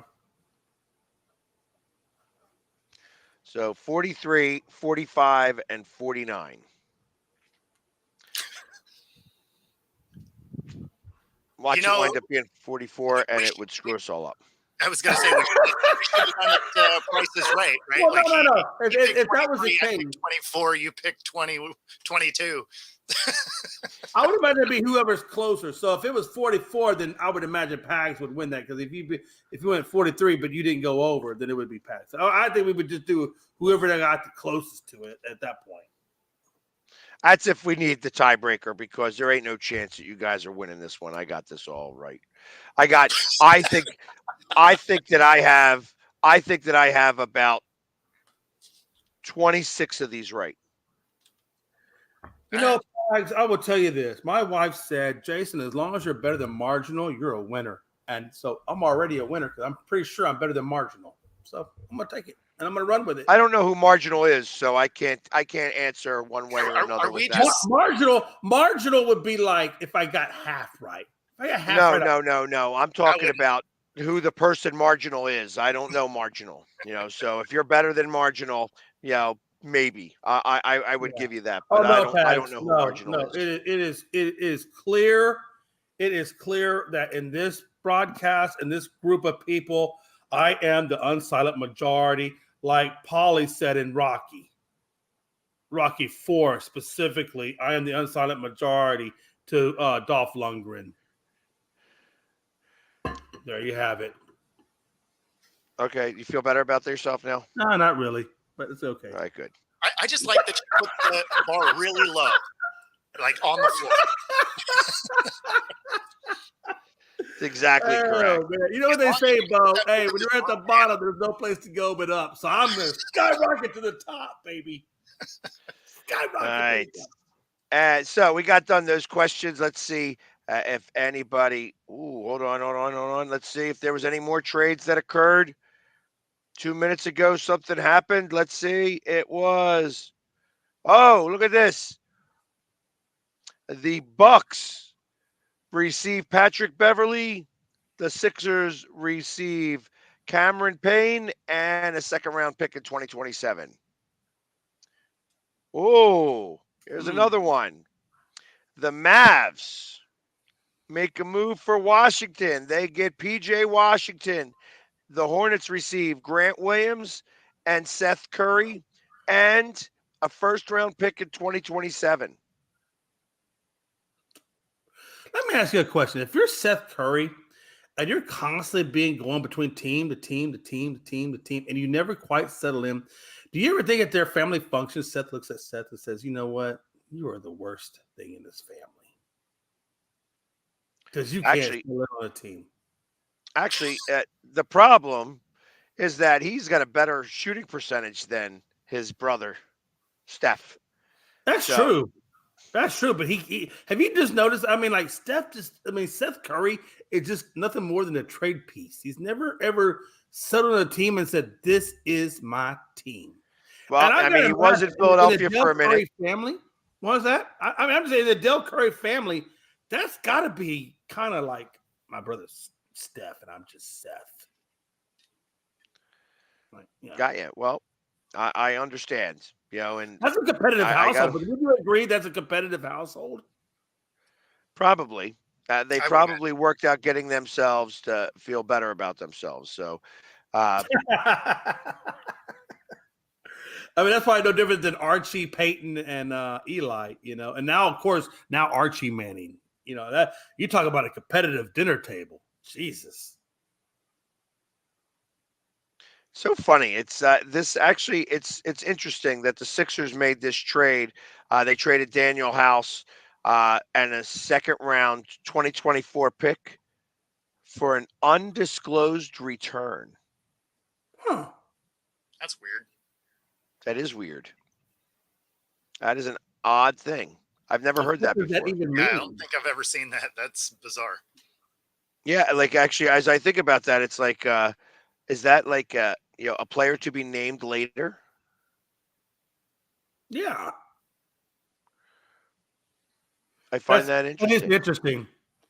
They're gonna play cards, and whoever loses is who gets traded. Oh, Jesus. I know that in baseball they do a player to be named later. The problem is that they don't like doing that anymore because that player to be named later could be the same player that you traded, and that means somebody would get the team on loan, and that's that they don't want that to happen anymore. So that's part of the goofiness of whatever. But anyway, so Patrick Beverly goes back to the Bucks as they're trying to revamp their team so that maybe Glenn Rivers can win a game. The one thing I don't like much about Patrick Beverly, and remember, he was a Houston Rocket. The only thing about Patrick Beverly that I honestly kind of like is the way that he is able to shit talk. He can get in people's heads. And that's the only part of Patrick Beverly's game that I actually like. And I think maybe for Milwaukee that might play out, kind of like PJ Tucker back in the day, who also, by the way, was another Houston Rocket. PJ Tucker gave them that sense of toughness down low when they won that championship, by the way, with PJ, when they brought PJ in. So maybe Patrick Beverly gives them that little bit of an edge on that side of the stick to give them that. I don't think so, but it could happen. But Milwaukee's always been one of those kind of teams. And PJ Tucker, man, I loved it when he played with Milwaukee and the way because I like to see him get his ring. I mean, he played with Houston forever and didn't get a ring. So. Yeah, here's a big surprise that I'm seeing here as I'm reading some of the news stories that are coming past my right here. 92% of players want grass fields over turf. Big surprise, huh? I would rather play on grass field, honestly, than turf. I feel like turf would lead to more injuries. I think grass field would be much better. I don't know. I've never played the sport at the professional level. I've only played it at the high school level. So, Bo, you kind of made it the farthest of all of us. What do you think? Yeah, so I've played on all three surfaces: grass, field turf, and astroturf. Yeah, I like the speed of field turf, right? Because you get a lot of bite. But yeah, you can definitely get hurt more. Although if it's inclement weather, give me grass every time. I love a good mud bowl or snow that's a ton of fun. Yeah, but you would definitely have AstroTurf coming in as number 3 though of all 3 surface types. AstroTurf was 100% the worst surface you could play on. It you got rug burns from field turf, but nothing burned you up like AstroTurf. And it was essentially just laid down directly on concrete. So that is, or in your case, on ice. Well, on plywood. on plywood. They would put the padding down. I know it's like, but Yeah. yes. But yes. So hands down, that was the worst possible surface to play on. But field turf isn't bad, but yeah, you do have some very real injury concerns. But grass was always a ton of fun. Yeah, here, listen to this. Here's something else that just came out, sir. The league and the union agreed to lift a ban on gambling for players from the Chiefs and 49ers after the Super Bowl. They will be permitted to gamble in casinos once the game is over. Well, sure, it's the off season. Let me ask you a question. No, Pat, and I didn't know that. So, if you were in the NFL prior to this, if NFL, MLB, NBA, whatever, were you ever allowed to just go to Vegas and just bet on things at all? Or, like, let's say if I was an NFL player, could I bet on NBA games? I mean, is that what they're kind of saying? Like, you weren't allowed to bet, period? You could bet on other sports. You Just cannot. not on, okay. Yeah, Well, you cannot bet on the NFL in any capacity. You could bet on other sports, and you couldn't bet on any league facility. So you couldn't even be on your DraftKings app in the parking lot of a facility. If you were, you could get suspended if they could show that you made that bet on the property. So the fact that after the game And is you over, could be betting, and at that point, you could also be betting. You could bet on like whether a movie is going to how much is it going to 100%. gross over Yeah, or under? just gambling in general. Like you can't even Yeah. bet on that. No, like any kind of gambling, if you're on league property, not allowed to do it. So the fact that after the season's over, you can bet on whatever, it's like, well, yeah, because the season's over. So you're obviously still not betting on the NFL. It's done. Yeah, and if I was the one doing this, I would say, you know what? If you're a player of whatever sport you're in, you're not allowed to bet in that sport. But if you want to bet in any other sport, I don't care because you don't have effect on that sport. But if you have an effect on the particular sport you're in, that should be the only sport you're not allowed to bet on. Yeah. I'm okay with betting on everything else, just not the particular sport you're in. Yeah. Okay. I think that they try to refrain from that in general. It's just there's athletes talk to other athletes, and that's where this would all come into play. You know what I mean? That's where they're like, oh yeah, maybe not the right way of doing that.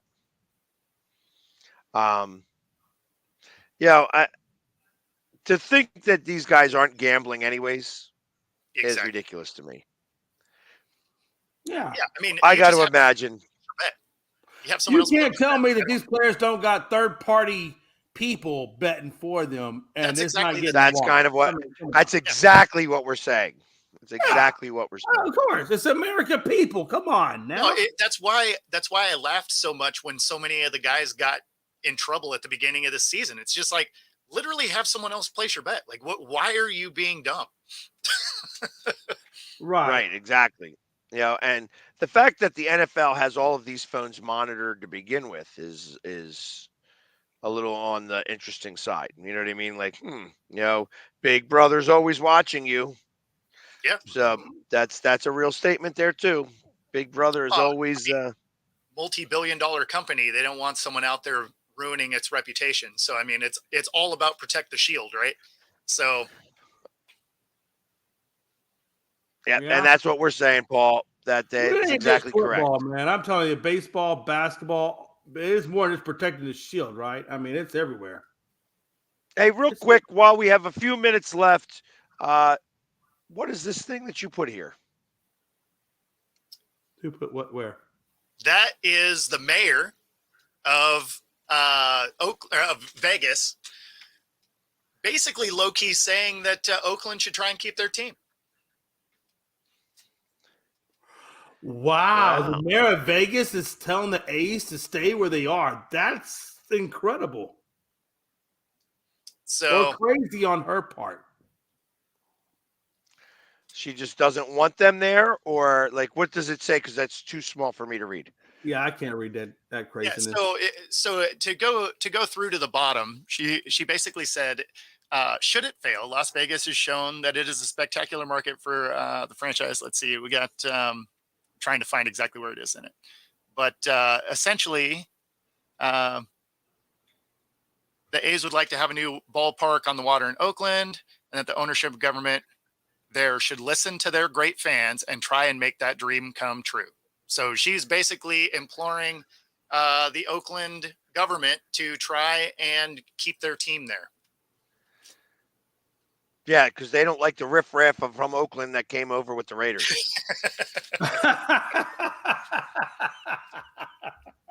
That's what it sounds like to me. They already have an Oakland low-key, are you saying that the Raiders ruined it for the A's? I mean, if the foo shits, pretty much. You can't tell me that crypto arena and the Raiders aren't bringing revenue into Vegas, though.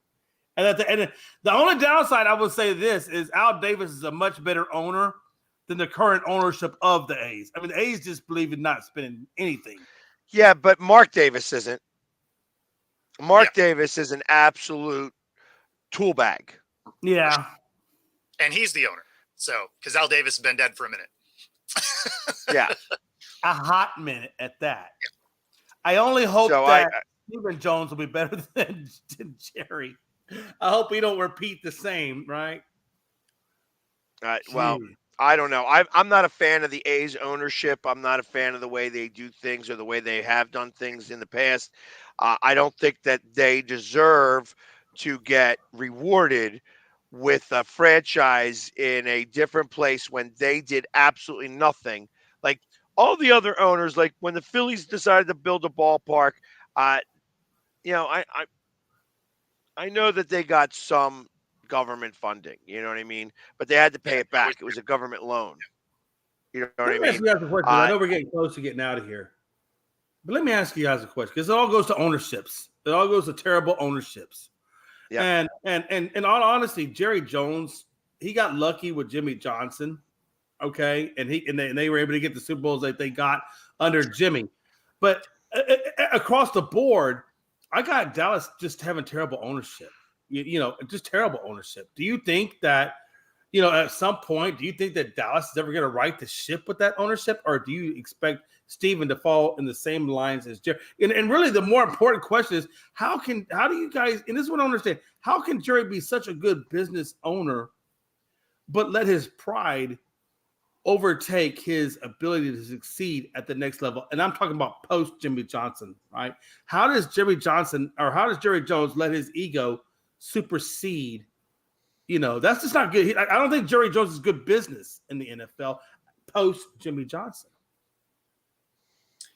I mean, the value of the product would suggest otherwise.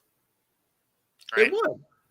So, but how much more would the product be if he just took the Robert Kraft model and hired a GM and hired a coach and then let those guys be much, much better for the brand? I mean, you could argue that Jerry Jones has actually been a decent GM. They've put talent on the field.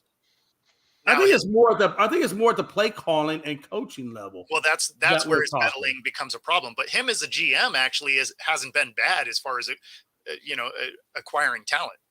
No. A talent, again, that's a scout level. Let's talk GM as a broad. It's more than just a scout level of players. It's got to be play calling and coach hirings. And I think that's where he falters.